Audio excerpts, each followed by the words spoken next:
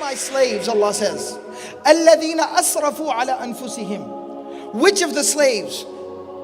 That the ones who have crossed all lines and boundaries against themselves, the ones who have harmed themselves, the ones that have done severe harm to themselves, by living a life of sin, by living a life of hopelessness, by living a life of disobedience to Allah, by living a lifestyle that is harmful to them. But something beautiful that the scholars point out, Allah still calls them my slaves.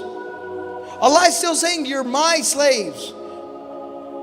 We still have a relationship with Allah. So Allah is speaking to the worst of the worst, the most sinful people, the ones that are walking on very thin ice.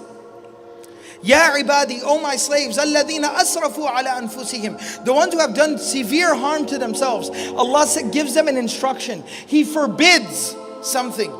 لا تقنطوا من رحمة الله. لا تقنطوا من رحمة الله. Never ever in the slightest bit lose hope from the mercy of Allah subhanahu wa ta'ala. Allah is saying that it is haram. It is not allowed for you under any circumstance to ever in the slightest bit lose hope from the mercy of Allah. Why?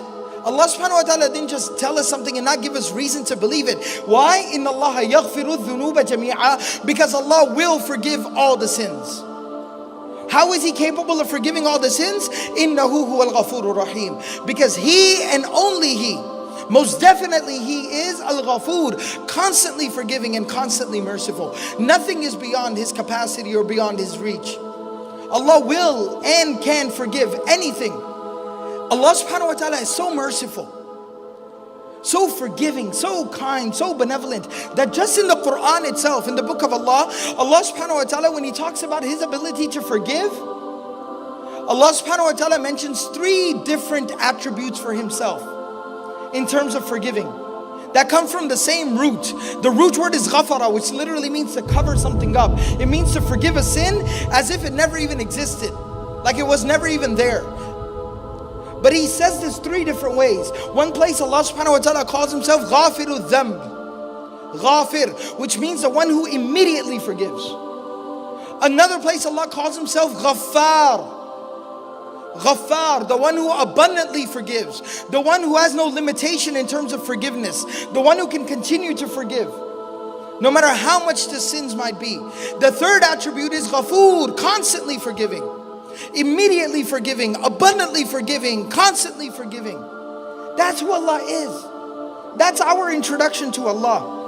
Inna rahmati sabaqat ghadabi. Allah says that my mercy, in a hadith Qudsi, Allah says that most definitely my mercy, it encompasses and surrounds everything.